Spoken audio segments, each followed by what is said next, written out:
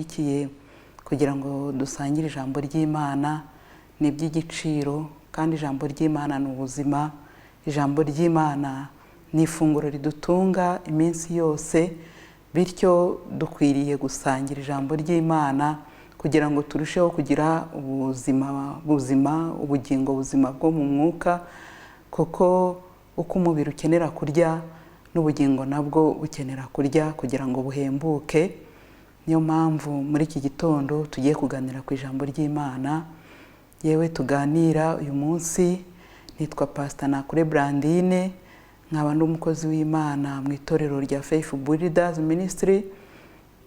Hanyuma iki gitondo ijambo turi buganireho rifite umutwe uvuga ngo ubwami bw'Imana buze. Ubwami bw'Imana bukwiriye kuza mu mitima yacu, ubwami bw'Imana bukwiriye gutura muri twe, ubwami bw'Imana bukwiriye kugendera muri twe kugira ngo budufashe gukora ibyo gukiranuka, budufashe gukora iby'ubutwari, budufashe kugendera mu nzira y'Imana dukiranuka, kandi budufashe gutegura iherezo ryacu tukiri mu isi, kuko iyo umuntu ari mu isi niwo mwanya bafite wo gutegura iherezo rye. Rero tugiye kubanza dusenga Imana mbere yo kwinjira mu ijambo ry'Imana. Reka dufatanye dusenge. Mana yacu, turagushimye kuko uri umutunzi w'imbabazi, uri Imana nziza, wadukinguriye burakeye. Turagushimira ko wabanye natwe, tukaba tubyutse turi bazima, uhabwe icyubahiro. Tugiye kuganira ijambo ryawe rero, turakwinginze ngo umanuke wigaragaze. Hereza umugisha abadukurikiye, hereza umugisha TV1 ubuyobozi bwayo, hereza umugisha umuntu wese wumvira ijambo ryawe akarishyira mu bikorwa. Reka tukugireho umugisha mu izina rya Yesu, amen. Ijambo turi buganireho rero turarisanga mu butumwa bwiza bwa Matayo, ibice 6. Turasoma umurongo wa 9 n'uwa 10, avuga ubwami bw'Imana. Ibice 6 aho Yesu yigishaga abigishwa be gusenga.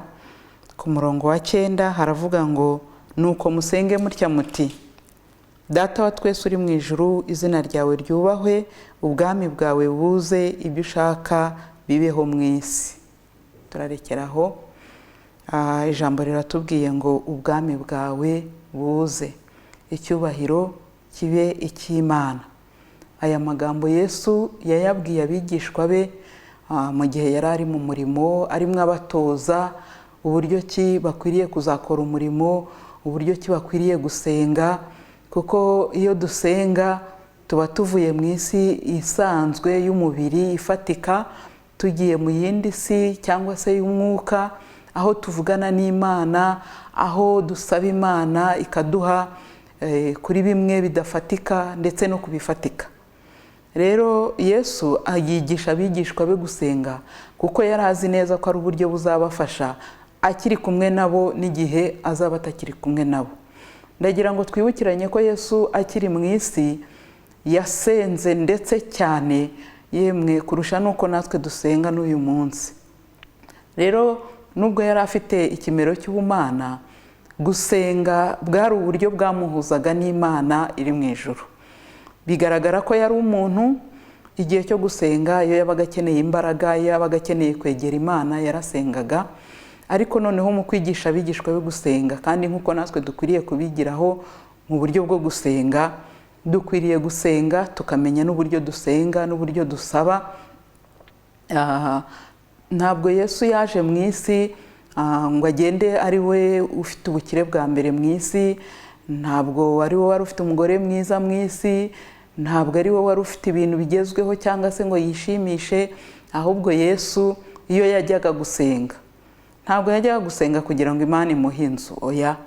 Yesu yajyaga gusenga akajya ku musozi. Hari n'igihe yageze ubwo asenga ibyuya bivamwo amaraso, bivuga ngo yateraga intambwe yo gusenga kurusha natwe uyu munsi. Muribuka ko yasenze iminsi 40, akavayo Satani akamugerageza.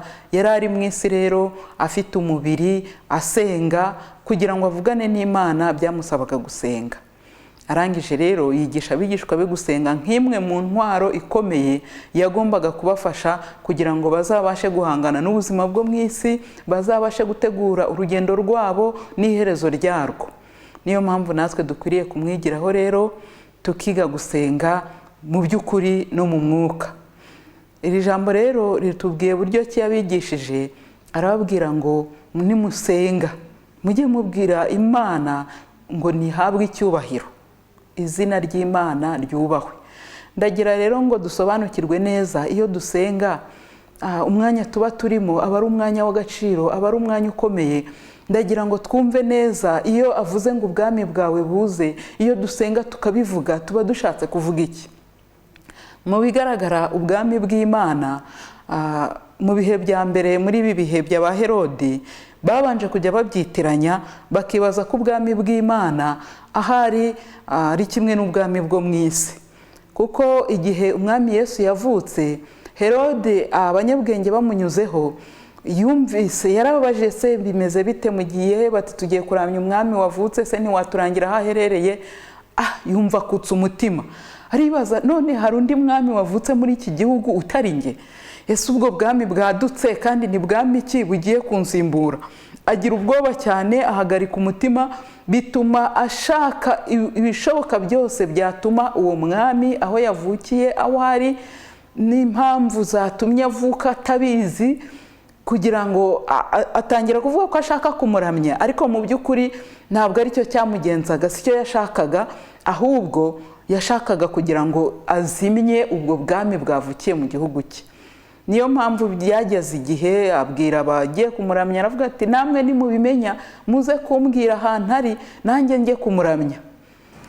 Imana iza kubagenderera ibabwira ko badakwiriye kugaruka mu nzira baciyemo, ko badakwiriye kwiyereka Herode. Hanyuma arabategereza arababura.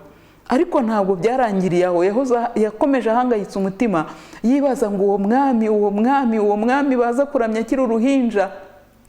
Bigera ubwo afata igihe ategeka ko bica abana b'abahungu bari mu kigero yakekaga ko kirimo uwo mwana, kuva ku myaka 2 gusubiza hasi. Abana b'abahungu barishwe bazira ubwami bwa Yesu bwari bwaje mu isi, kandi mu by'ukuri ari ukubera kudasobanukirwa ko Yesu ataraje guhindura cyangwa gusimbura ubwami bwari buriho. Bituma rero yica abana barapfa kandi bazize ubusa. Nta nubwo Yesu yamubonyemo, yumvaga ko ikibazo kirangije, ariko Yesu yakomeje kubaho. Gihe kiragera Yesu yagarutse muri icyo gihugu ari uko Herode amaze gupfa. Urumva ko bitari byoroshye.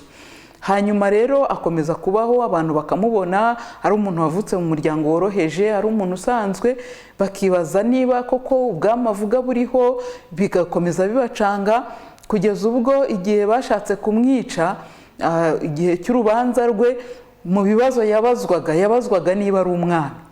Abantu bakibaza ese uyu mwami uje kudusuzugura cyangwa kudusimbura, uyu mwami utaragaragaza iby'ubwami bwe neza, uyu mwami bakumva ntabwo bisobanutse, bagashaka ingabo afite bakazibura, bagashaka politiki ajyamo ntibayibone, kandi bamwumva bakamwumva yakoze ibitangaza, nabyo bikabacanga kuko babonaga afite abayoboke benshi, babonaga hari abantu bamukurikira. Ibyo nabyo bigatuma bagira ikibazo. Ndetse mu byabahangayikishije kugeza bamwishe, iki kintu cy'ubwami cyari kirimo harimo ikindi kivuga ngo ni umwana w'Imana. Kandi ibyo ngibyo ni ryo shingiro, nibyo bintu bikomeye bituma natwe tumwiringira, kuko tuzi neza yuko ari we nzira n'ukuri n'ubugingo. Nuko rero yigisha abantu, yigisha abigishwa be, arababwira ati rero mukwiriye gusenga, ariko uburyo basengamo ni ubu: mubwire Imana ngo yubahwe, hanyuma mubwire ubwami bw'Imana buze. Hari ikintu nigiyeho, ubwami bw'Imana iyo witegereje mu isi, ubwami bwo mu isi bikwiriye kukwigisha ukamenya ngo iyo mvuze ngo ubwami bw'Imana buze, burya mba nshatse kuvuga iki. Iyo ubwami bwo mu isi bwaje, bwamanutse, bwagiye mu cyaro, reka ariko mbivuga, bwagiye mu karere, bwagiye mu ntara, bwagiye ahantu runaka, hari ibintu byinshi bihinduka. Ubundi iyo umuyobozi mukuru w'igihugu yamanutse mu ntara, ntabwo agenda wenyine, agenda afite hafi guverinoma yose cyangwa se abantu bose atekereza ko bafite ijambo nangwa ububasha hariya hasi. guverineri w'intara ntashobora kuhabura, meya aho hantu agomba kuba hari, abaminisitiri batandukanye bafite ububasha yahaye ububasha baba bahari. Niho hahandi umuntu ahaguruka akavuga ati ikibazo cyanjye cyarananiranye kimaze imyaka, nyabuneka mwandengera. Hanyuma akabaza Minister of Local Government, akamubaza ati iki kibazo urakizi, Governor iki kibazo urakizi, wagikemuye iki? Akava aho ngaho atanze igisubizo, akabasaba ko bazamuha raporo yuko bagikozeho. Ibyo nibigaragaza ubwami bwo mwisi ko buba bwakoze ibyo bugomba gukora mu bubasha. Iyo witegereje mu bwami bwa kera, hari ubutware ubwami bwagiraga ku buryo umwami yicaraga, muribuka mu gihe cy'aba Daniyeli, akavuga ati nshizeho igishushanyo, abantu mwese mu cyubararire, utari bubikore arapfa. Nta muntu n'umwe wavuguruzaga iryo jambo. Ubwo ryabaga ribaye ntakuka, bakabajugunya mu muriro mu itanura bategereje ko bapfa. Haleluya! Ubundi bwami budasanzwe, ubundi bwami abantu bitiranya, ubundi bwami bwabonye ko bwasuzuguwe, ubwami bw'Imana, ubwami bwo mu ijuru, bukamanuka bugatabara, bukereka umwami ko yibeshye, ku bwami abantu baramije, abantu bubashye, butandukanye n'ubwami bwe, kugira ngo abantu be kubyitiranya. Bigatuma ahindukira akavuga ati ariko rero iyi Mana ya Saduraka na Meshaki na Abedenego abantu bose bakwiriye kuyubaha. Kuba uri umwami mwisi ntago byakuza kubaha ubwami bw'Imana. Kuba uri umuntu ukomeye ntago byakuza kubaha ubwami bw'Imana. Ufite amafaranga menshi ntago byakuza kubaha ubwami bw'Imana, kuko ubwami bw'Imana butandukanye, butanga ibyo ubwami bw'isi budatanga, nk'uko twabiganiriye ubushize tuvuga ku bijyanye no kwakira Yesu nk'umwami n'umukiza. Yesu ni umwami, Yesu ni umukiza, ariko atandukanye n'ubwami bwo mu isi, kugira ngo abantu batabyitiranya. Umwami ngo yumve ngo yabonye mukeba, ubu noneho Yesu ntago ashobora kugendera mu gihugu n'amaguru, ngo abantu bavuge ngo Yesu yaje, bitume bakuka umutima, bitume bashaka kurwana intambara, bitume bikanga ngo hari igitero. Oya! Ariko dukwiriye kubana n'ubwami bwo mu isi, tukabwubaha, tugakora ibyo budusaba, ariko bitabutubujije kubaha ubwami bw'Imana. Ibyo bintu ntago ari ibikeba, ntabwo ari ukuvuga ngo ye baba ngo ubwo wubasha ubwami bwo mu isi ngo wasuzuguye ubw'ijuru, ubwo wubasha ubwami bw'ijuru wasuzuguye ubwami bwo mu isi. Oya, biragendana kandi birashoboka. Ndagira ngo mbabwire ngo ubwami bw'Imana, nushaka kumva ubutware bwabwo, urebe ubwami bwo mu isi, hanyuma urebe icyubahiro ubwami bw'Imana bufite ugereranyije n'ubwami bwo mu isi, ukuntu bufite icyubahiro, ukuntu bufite imbaraga, ukuntu bufite ububasha ku muntu, ukuntu ubungubu wenda ntabwo byoroshye kugira ngo umuyobozi w'igihugu abe yavuga ngo umuntu apfe, abe yavuga hariho amategeko, hariho kuyubahiriza, ariko ubwami bwo mu ijuru bufite ububasha burenze ubwami bwo mu isi, kuko ubwami, ijambo ry'Imana riravuga ngo nta bwami na bumwe bujyaho atari Imana ibushizeho. Bivuze ngo nabwo bukwiriye kugandukira cyangwa bukwiriye kubaha ubwami bw'Imana. Rero Yesu avugira ijambo ubwami bwawe buze. Ndashaka kugira ngo tuganire, utekereze neza, nujya gusenga utekereze ubwami bw'Imana uhamagaye ni bwami ki. Hari ubwo tubwira ubwami bw'Imana ngo buguze kandi turi mu byaha. Mu by'ukuri iyo uri mu byaha ugahamagara ubwami bw'Imana, wumve nawe icyo bugukorera.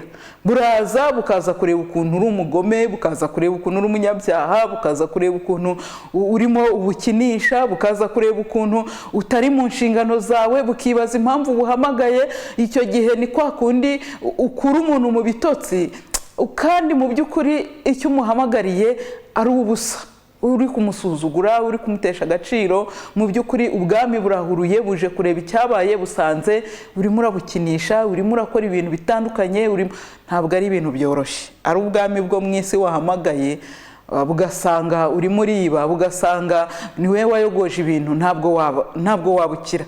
N'ubwami bw'ijuru rero ntabwo dukwiriye kubuhamagara turi kubukinisha. Ngira ngo abantu basuzugura Imana cyangwa bagakora ibyo bishakiye kubera ko bazi ko batayireba n'intoki. Nibyo, ubwami bw'Imana ntabwo tuzaburebesha intoki, ntibishoboka. niyo mpamvu tutazafata imbunda ngo tugiye kurasana n'ubwami bw'Imana, ntabwo tuzabubona. Ariko ubwami bw'Imana buriho kandi burakora. Niyo mpamvu iyo tugiye gukorana n'ubwami bw'Imana turenga ibyo turebesha amaso, turenga ibyo umuntu yakozaho intoki, kuko mu bwami bw'Imana hari ubutunzi, hari ibyiza, hari ibintu biriyo bikoreka ariko bitangira mu buryo bw'umwuka. Ndagira ngo mbabwire ngo ibyo turebesha amaso burya bituruka mu bitaboneka. Iyo usenze Imana ikakubwira ngo nguhaye amafaranga, ukabyumva ari ibintu bidafatika, ariko burakika yaguha kandi ukayabona. Rero nibi dukora, umuntu agakora umushinga ugasanga uvuyemo ikintu gikomeye ndetse gihambaye, abazungu bakora ubushakashatsi bakagera ku bijyogajuru n'indege n'ibindi bikomeye, bituruka cyane cyane mbere ya byose mu buryo budafatika. Igitekerezo nicyo kiza ari ikibanze, nicyo kivamo ikintu kinini, nicyo kivamo ikibombe gishobora kurangiza abantu. Gitangira ari igitekerezo, gitangira ari ikintu utafatisha intoki, gitangira ari ikintu utarebesha amaso, ariko uko kigenda gikura, uko kigenda gikura kiragenda kikavamo ikintu kizima. Umuntu ntabwo yapfa gukora ikintu atabanje gutekereza. Niyo mpamvu habaho imishinga, niyo mpamvu habaho icyo twita plan, iteganyabikorwa. Burya ririya teganyabikorwa ritangira ari amagambo, ritangira ari ibintu biri aho, ariko birangira havuyemo ibintu bifatika. Rero mu bwami bw'Imana harimo ibintu tutarebesha amaso ariko birahari kandi bifatika, ndetse bifite imbaraga zirenze cyane ibyo twebwe turebesha amaso. Niyo mpamvu iyo tujya gusenga umuntu agarukira hafi, ukareba ku bifatika, ukareba ku byo urebesha amaso, ukareba ku bintu birangira none, ukumva wasenze, ukumva washizemo imbaraga. Umuntu agafata umwanya we ukurira imisozi yazakanyarira na hehe, ugafata umwanya ukiyiriza ubusa iminsi myinshi ariko uri gusaba ibintu bifatika. Burya ntago tuba dusabye neza, dukwiriye gusaba ibidafatika, kuko iyo ibidafatika iyo twamaze kubishyikira, haleluya, iyo twamaze gufatisha ibidafatika, burya nibwo twinjira neza mu bifatika. Iyo wahagaze mu isezerano ry'Imana, iyo ubwami bw'Imana bwaje, utekereze ngo ubwami bw'Imana wahamagaye buje bufite departoma zose, buje bufite domaine zose, bufite ububasha bwose. Icyo uri bukenere cyose ntabwo uri bukibure uri kumwe n'ubwami bw'Imana. Ntutekereze ko uzagera imbere y'ibiteye ubwoba ngo ugire ubwoba kandi ubwami bw'Imana bwaje. Hari ubwo tugera umuntu agatinya guhamagara ubwami bw'Imana ngo none se buje ngo byagenda gute, ariko ubwami bw'Imana iyo bwaje burya nibwo budushoboza no kunesha ibyaha. Niho hahandi ijambo rivuga ngo ku bantu hari ibidashoboka ariko ku Mana birashoboka. Cya gihe Yesu yaravuze ngo birakomeye ko abatunzi binjira mu bwami bw'Imana, abantu bararebana ubwo burabicara avuga ngo niba bimeze gutyo, amaze kugereranya umunwa w'indogobe kwinjira mu munwa w'urushinge, ko ariko abantu b'abakungu babasha kwinjira mu bwami bw'Imana ari uko umuntu cyangwa se indogobe yakinjira mu munwa w'urushinge. Abigishwa be bararebana baravuga bati none ubwo bimeze gutyo ninde wazinjira mu bwami bw'Imana? Hazinjirayo abantu bamenye ko bishoboka imbere y'Imana nubwo imbere y'abantu bidashoboka.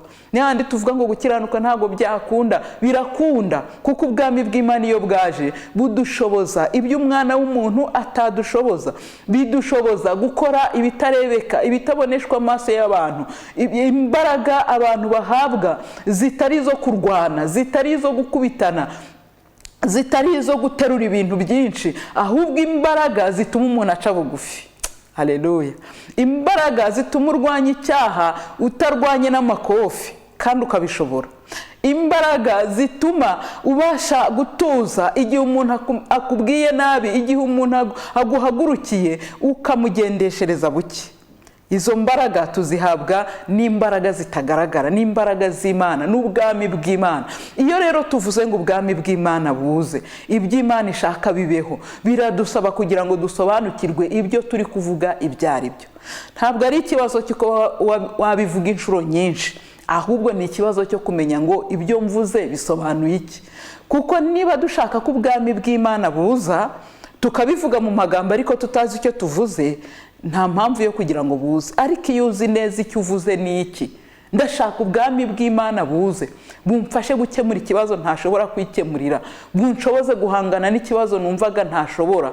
Hari igihe abantu bagira ibibazo by'inzangano, benshi abana n'abantu akavuga ati hariya ho naciyeho akarongo, sinshobora kujya kwa runaka n'umunsi n'umwe, sinshobora kumuhamagara, niyo yampamagara sinamwitaba, nta mpamvu n'imwe yo kongera kuvugana nawe, sinshobora kumubabarira. Ugasanga umuntu yaciye akarongo.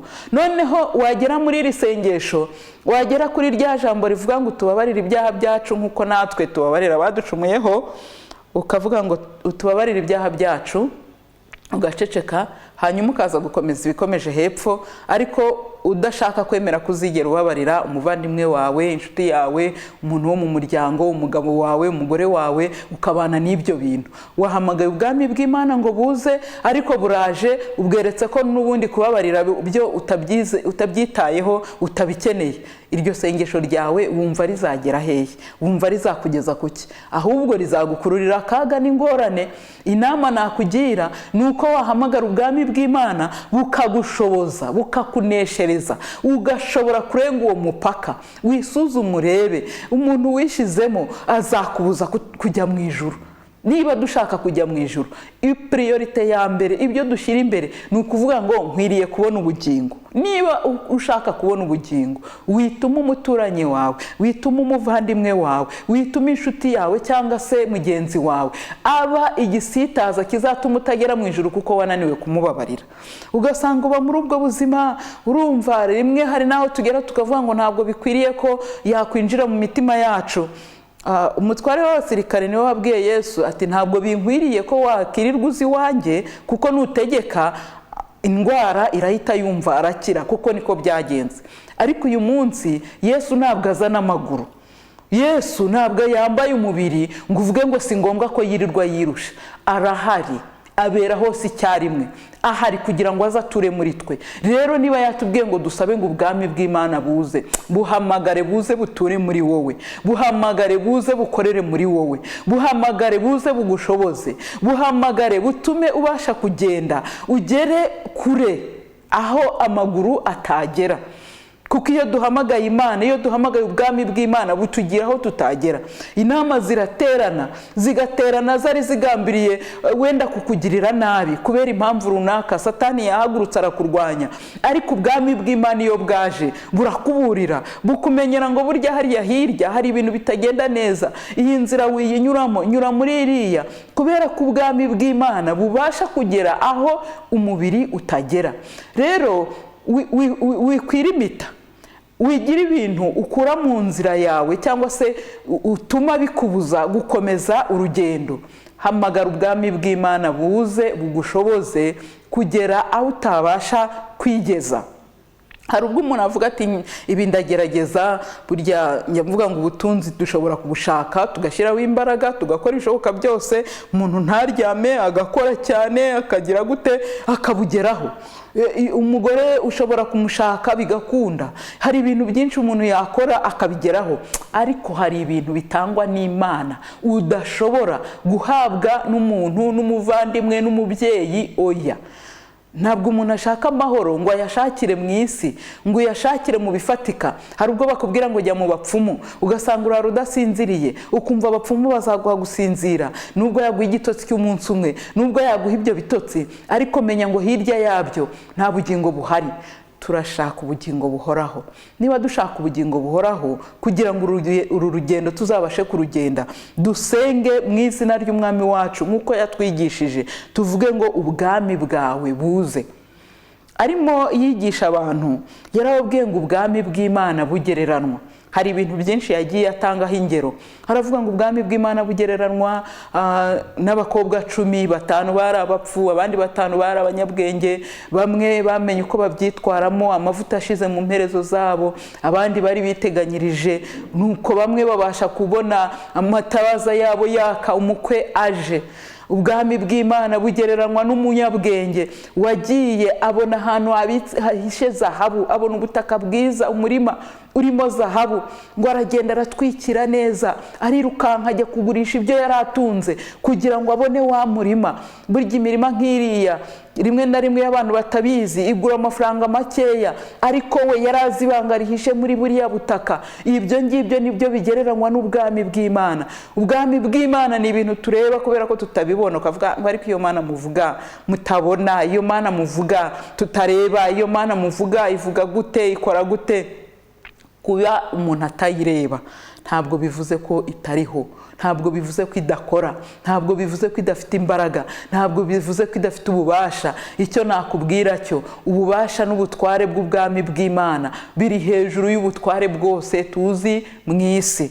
Rero Yesu araturarika kugira ngo dusenge Imana, tumenye ngo ubutware bw'Imana, ubwami bw'Imana buriho, kandi dukwiriye kuburarika kugira ngo buze muri gahunda zacu, buze mu mirimo yacu, buze mu byo dutekereza, mu byo dupanga. Mbere yo gutera intambwe mugire icyo ukora, mbere yo gutera intambwe ngo winjire mu kintu, banza ubwire ubwami bw'Imana, buze bukugira inama, buze bukubwire ngo iyi nzira ugiye gucamo ntabwo ikwiriye, buze bukwereke plani nziza ukwiriye gupanga. Kuko mu by'ukuri utari kumwe n'ubwami bw'Imana, mwene data, ndakubwiye ngo uba watakaje.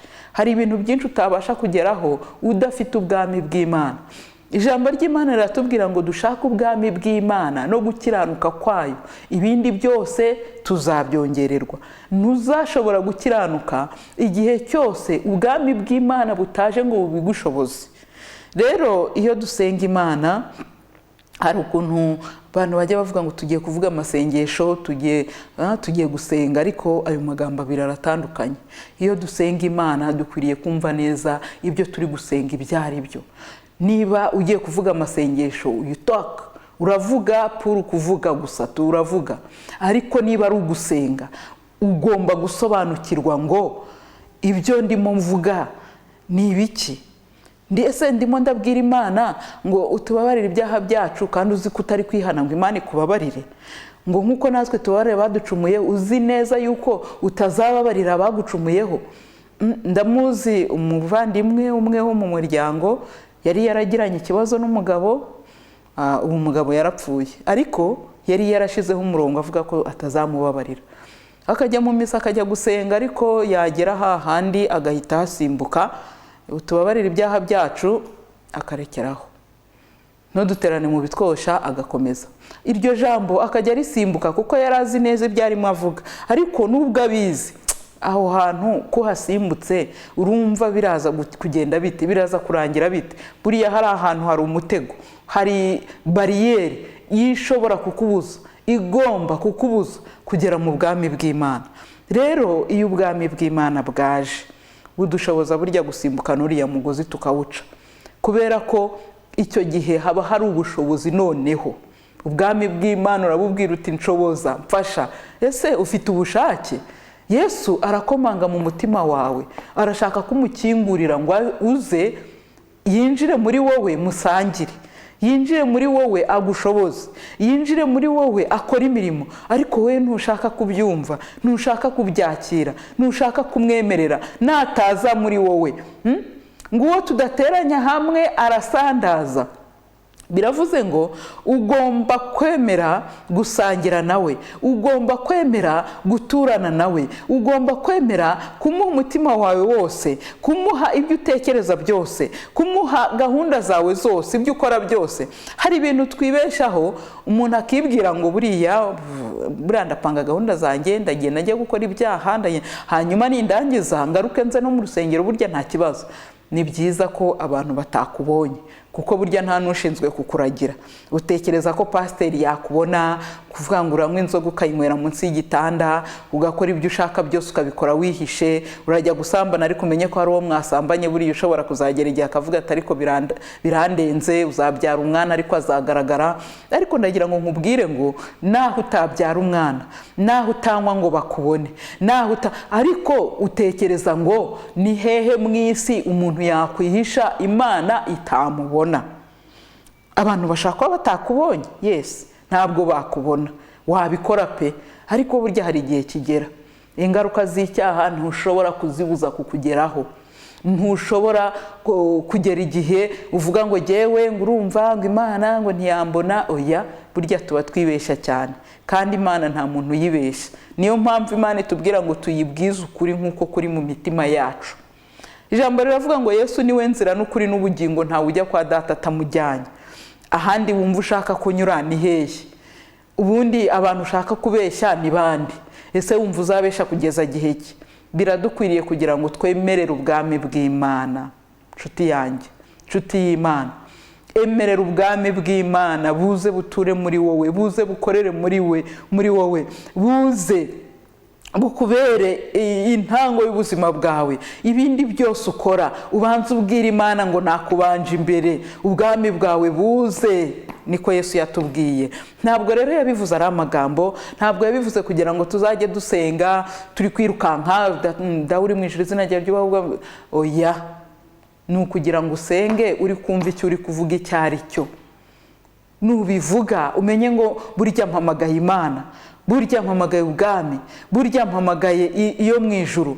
Bityo ubwami bw'Imana nibuza muri wowe uzitwararika. Ubwami bw'Imana nibuza muri wowe uzashobora kunesha. Hanyuma icyo uzasaba cyose uri mu bushake bw'Imana, uri mu bwami bw'Imana, buri muri wowe, bwatashe muri wowe, icyubahiro cy'Imana aricyo kiriho, ntabwo Imana izakikwima. Ikibazo cyacu dusaba nabi, dushaka kubyayisha irari ryacu ribi. Urashaka kugira ngo ubone amafaranga, hanyuma uhite ubuhindutse wa musore mwiza, wa mudamu mwiza, ugende wiciye ku bantu cyane, ugende ujye kuyakoresha mu busambanyi, ugende ujye ibyo ngibyo ntabwo ari byo binejeje Imana. Uzatura mu nzu nziza, abantu bose ujye ubereka uti ariko ni njyewe uriho, ni njye ugezweho. Ibyo ngibyo ntabwo ari byo binezeza Imana. Imana irabifite kandi yiteguye kubiduha, ariko uburyo tuzabikoreshamo ni ubuhe? Ibyo byose Imana irabireba. Niyo mpamvu abantu benshi umuntu atekereza akibaza ati no, ati ninjya kubisaba Imana, ninjya kubibaza Imana, ninjya kubivuga, nimbivuga ndaba nyeretse inzira bizatuma ntanabibona. Ariko ntabwo Imana ari umugome, ntabwo Imana ari umubyeyi mubi.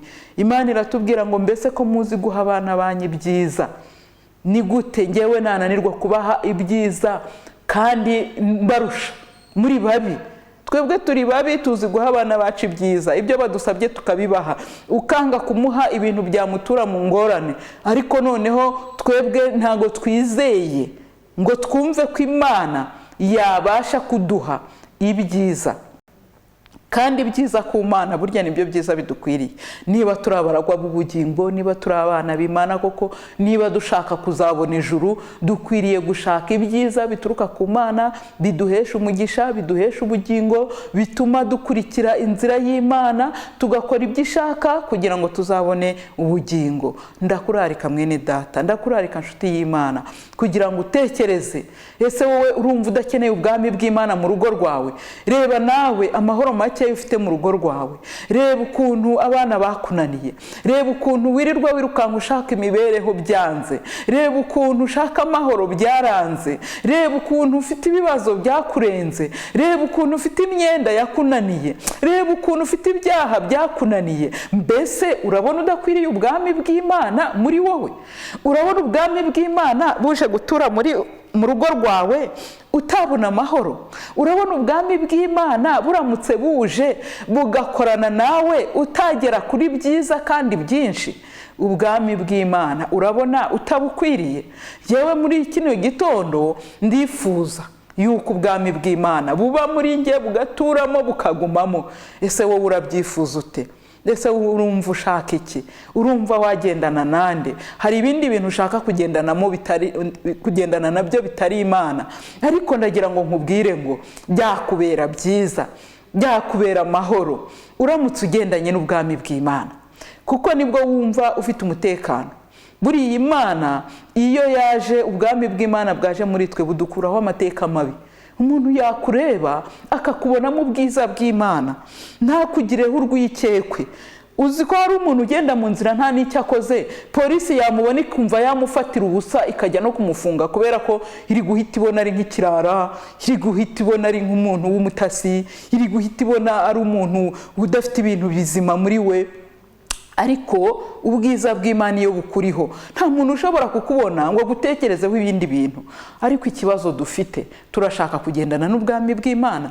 Ese ni ayahe mabanga wibitseho wumva Imana idakwiriye kumenya, ku buryo wumva adakwiriye gukorwaho, ukavuga utoya ubwami bw'Imana ntibwivange mu bintu byanjye. Urumva mfite agati nambariyeho, mfite akantu k'impigi ngenderaho, niko gatumye mbaho, niko gatumye mbona ubutunzi. Urumva Imana ibyivanzemo byasandagurika. Ariko ndagira ngo nkubwire ngo muntu w'Imana, mwana w'Imana iragushaka kugira ngo ubwami bwayo buze buture muri wowe, bukurandurira imizi y'ibyo ngibyo byakunaniye, ibyo bikubuza amahoro, ibyo bituma udasinzira. Ubwami bw'Imana nibuza bugatura muri wowe, uzatunga amahoro, uzabaho neza, uzagubwa neza, icyo uzakenera uzakibona. Ndagira ngo nkurarike kugira ngo wongere usobanukirwe, nusenga ujye ubwira ubwami bw'Imana buze, ariko icyo uvuze ugisobanukirwe, umenye ngo ubwami bw'Imana nibuza, bya bibazo byananiranye, bya bibazo wumva byakugoye, bya bibazo byaburiwe ibisubizo, mu bwami bw'Imana igisubizo kirahari. Igisubizo kirahari. Ndakurarika kugira ngo umenye aho ukwiriye gushakira igisubizo by'ukuri. Hari igihe abantu bazi ko gushaka amafaranga ari ukwiba, ari ukurimanganya, ari oya. Mu bwami bw'Imana ubutunzi burimo kandi budafite ingaruka, ubutunzi budafite ikindi kintu cyihishe inyuma, ubutunzi budafite umugayo. Ugiye kumbwira uti none se ko nkijijwe nkaba ndya bigoranye ngize gute? Ariko ndagira ngo nkubwire ngo ubwami bw'Imana ni ubutunzi butagira akagero. Naho ndiho, naho napfa, Kristo ni umucunguzi wanjye. Ushobora kuba uri kuvuga uti sinariye, ariko Imana burya niyo itanga ibyo kurya. None se urashaka kujya kubishakira hehe? Ibyo Imana itaguhaye burya si ibyawe, burya ikugenera ibigukwiriye. Niyo mpamvu Dawidi yasenze aravuga ati ntumpe ibirenze kugira ngo ntarenguka nkakuvaho, atariko ntunampe bikeya bituma nakirara n'ubundi nkakuvaho nkagira amaganya. Nawe senga utyo. Imana ifite byose, ifite ibigukwiriye. Ariko niba wirukanka wumva ufite ifemba byo kuvuga ngo kanaka ngo nawe yambaye neza, ngo kuki ngewe, ngo buriya ngo kanaka ngo ndushiki, ngo ko afite imodoka, ngo buriya ngo ko afite inzu, ngo ndushiki, ndagira ngo nkubwire ngo icyo ngicyo ntabwo ari cyo gitera Imana pressure, gituma Imana igomba kugusubiza kubera ko wumva wahangayitse ko umugore wa runaka yambaye igitenge. Imana igusubiza kubera ko iri kureba ko ubwami bwayo uri kubuha agaciro muri wowe. Birashoboka ko wasaba ibyo byose ikanabiguha, ariko ibyiza saba ubwami bw'Imana buze bukorere muri wowe. Niba wumva ushaka ubugingo, kugira ngo izaguhe ubutunzi bwo kukurimbuza ntacyo byakumarira, kugira ngo izaguhe umugore mutazagerana mu ijuru ntacyo byakumarira. Imana irashaka kuguha ubutunzi, irashaka kuguha ibyiza, irashaka kuguha amahoro, ariko ibyo ishaka kuguha irashaka kubiguhana n'ubugingo. Rero iyo utangiye gusaba ugasaba ibintu bitajyanye n'ubugingo, ku Mana ntago ari byo iha agaciro cyane. Ariko ndakurarikira kugira ngo wemerere ubwami bw'Imana buze muri wowe, urarike ubwami bw'Imana buze muri wowe. Nusenga iri sengesho usenge uzi ngo icyo mvuze ni iki. Nawe wibaze ngo nimvuga ngo dawe uri mu ijuru, ngo izina ryawe ryubahwe, ngo ubwami bwawe buze, ukabivuga utazi ibyo uri kuvuga, nyine ntabyo uzi, n'ibyo uri gushaka ntuzi ibyo ari byo. Ariko hamagara ubwami bw'Imana. Ubwami bw'Imana bukeneye kuba muri wowe kugira ngo ube umuntu wuzuye ufite ubugingo. Kandi icyo nanjye nicyo nkurarikira. Ndumva icyo nkwifuriza nanjye nicyo niyifuriza, kugira ngo ubwami bw'Imana buze buture muri twe, buze bugendere muri twe, buze bukorere muri twe, kuko ubwami bw'Imana turabukeneye. Niyo mpamvu usanga twabuze amahoro, niyo mpamvu usanga dufite ibitero bya hato na hato, ugasanga umuntu arwaye indwara zidasobanutse, ugasanga ufite, kubera ko ubwami bw'Imana bwagiye kure yawe. Ongera ubuhamagare, Imana yongere yohereza ubwami bwayo, buze mu bugingo bwawe. Mbese urifuza amahoro aturuka muri Kristo Yesu? Niba waramaze kumwakira nk'umwami n'umukiza wawe, ni byiza nk'uko twabiganiriye ubushize. Ariko noneho igihe cyashize cyaherukaga twaganiriye ngo icyo Imana idushakaho ni iki? Ni ukugendana nayo twicishije bugufi, tugakora ibyo gukiranuka, tukakunda kubabarira. Ariko uyu munsi ndagira ngo nkubwire ngo ubwami bw'Imana buratwegereye kandi dukeneye kugendana nabwo. Mu butumwa bwiza bwa Matayo niho bavuga ko ubwami bw'Imana butwegereye, igihe Yohana yavugaga ati nimuharure inzira ze, muharure inzira z'Uwiteka, mukiranuke, mushake ubwami bw'Imana, kuko ubwami bw'Imana buratwegereye, buri bugufi cyane. Yesu uyu munsi kuriho, ejo urabizi ko uzaba ukiriho, urabizi ko ejo bundi uzagezayo, n'imyaka izashira ugitekereza ngo bizakomeza, ariko siko bizahora. Mureke dushaka ubwami bw'Imana no gukiranuka kwayo, kuko ibindi tuzabyongererwa. Hari igihe tuzabona Imana, hari igihe ibyo twiteguriye tukiri mu isi tuzabihabwa. Imenyereze gutunga ubwami bw'Imana mu bugingo bwawe, kuko Imana ikeneye kubana nawe, Imana ikeneye kugumana nawe. Imana mu izina ry'umwami wacu Yesu Kristo, umwana wayo yatanze n'umwuka wera kugira ngo abane natwe igihe cyose. Barahari, bari ready, ntabwo bari busy ngo uvuge ngo bagiye muri Amerika, ngo bagiye mu Burayi, ngo bari gukorera kuri tere. Oya, barahari kugira ngo bagufashe. Mbese ufite ubushake bwo guhamagara Imana, bwo guhamagara ubwami bw'Imana ngo buze bugushoboze kureka ibyakunaniye, kureka ibyaha, kureka ibikubuza amahoro, kureka ibituma utabana nayo neza, ndakurarikira muri iki gitondo ngo ufatanye natwe gusenga Imana, tuyinginge kugira ngo ubwami bw'Imana buze bwimure ubwami bwa Satani. Kuko aho ubwami bw'Imana butari, nawe urabyumva, hari ubundi bwami buhari buhita bufata uko byagenda kose. Rero ndakurarikira kugira ngo uyu mwanya tujye imbere y'Imana, dusenge Imana, utekereze nanjye ntekereze. Ese dukeneye ubwami bw'Imana mu mitima yacu? Niba Yesu yaradusabye kugira ngo nitujya gusenga tuvuge ngo ubwami bw'Imana buze, yarazi impamvu kandi yarazi ko buhari kugira ngo buze bubane natwe, budushoboze. Ndagira ngo nkurarikire kugira ngo dusenge Imana, ariko wibaze mu mutima wawe, nanjye nibaze, mbese ubwami bw'Imana turabukeneye? Imana itugirire neza kandi duhana umugisha. Tugiye gusenga Imana, turabararikira kuza mu nzu y'Imana, ahakwegereye, aho uzaba abakozi b'Imana bavuga ijambo ry'Imana kandi banubahiriza ibyo gukiranuka. Ndakurarikira kugira ngo ubegere. Dusengera Kimisange, wabishobora ari hano i Kigali mu Gikondo, uciye Kimisange kuba Yehova ugakomeza ukazamuka haruguru gatoya, aho niho dusengera bubatsi bo kwizera. Turakurarikira kugira ngo uze mu nzu y'Imana, dukomeze gusenga Imana, dukomeze gushaka ubwami bw'Imana no gukiranuka. Imana ibaho umugisha mu izina rya Yesu. Mwami Imana yacu, turagushimye kubwo abaje n'abagaragu bawe bakurikiye ijambo ryawe. Turakwinginze kugira ngo ubwami bwawe bube mu mitima yabo nk'uko twabisabye. Ubwami bwawe buze mu mitima yacu twese, tubwigireho, butuyobore, budushoboze gushobora ibyo tutakishoboza. Ubwami bwawe buze buduhe ibyo dusaba byose, kuko tuzi neza ko ubwami bwawe bwaje hafi yacu. Ntabwo tubushakira kure, ntabwo ijuru riri kure cyane ahantu tudatekereza, ahubwo ubwami bwawe buri kumwe natwe kugira ngo butwereke, butwigishe ibyo tutabona hafi, ibyo tutabonesha amaso, mu bwami bwawe birimo. Komeza kuduha umugisha rero, utugirire neza kandi uturwanire intambara nziza yo kunesha, kugira ngo tuzabone ubugingo buhoraho none n'iteka ryose mu izina rya Yesu. Amen. Murakoze cyane. Imana ibahe umugisha.